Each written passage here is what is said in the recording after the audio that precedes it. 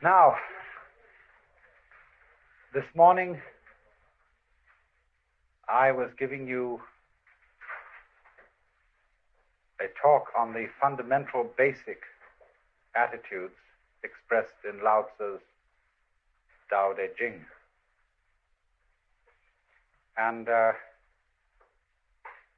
title of the book, Tao Te Ching, introduces now the second word in the title.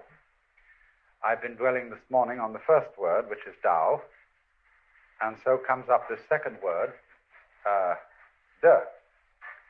And this word, again, faces us with some serious problems of translation.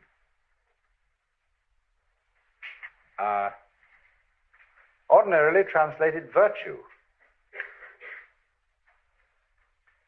But virtue, as we understand it today, isn't at all appropriate. The nearest kind of... when we speak of the healing virtues of a plant, that's nearer to the meaning of this word, de. The Japanese pronounce it toku, the Cantonese duck, and the northern Mandarins approximately de. And in the section of the Lao Tzu where this is really introduced, the text says something like this: superior virtue, not virtue, thus it has virtue. Inferior virtue, can't let go of virtue, thus not virtue. And we more or less paraphrase that by translating, superior virtue is not conscious of itself as virtue, and therefore it is virtue. But inferior virtue is so hooked up with being virtuous, or hooked on being virtuous, that it's not virtue. Now then, therefore, this word is a connection of virtue and magic. It means the excellence of things, in the sense that a tree excels at being a tree, and nobody really knows how it does it. There is no way of imitating a tree, except the only thing is to be one. And so in the same way, when a human being shows extraordinary skill at something, it seems that it comes natural to him. It seems that he doesn't achieve it by any kind of artificiality. If there is some discipline in it, it's concealed.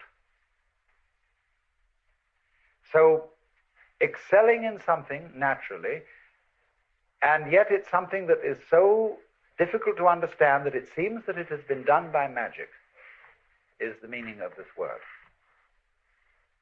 So what de is the state of affairs, a way of talking about particularly a human being who has learned to live in harmony with the Tao. Now, of course, everything is fundamentally in harmony with the Tao. In the book called the Zhongyong, or the Unwobbling Pivot, it is said, the Tao is that from which nothing can depart. That from which things can depart is not the Tao. Fundamentally, you see, you can't get away from it.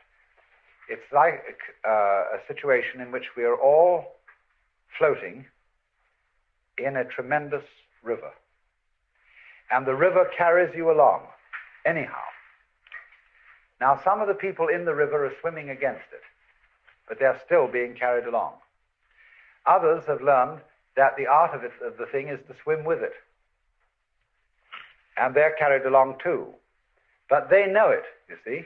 They know they're carried along, whereas the people who are swimming against it think they're going in the opposite direction. But they're not really.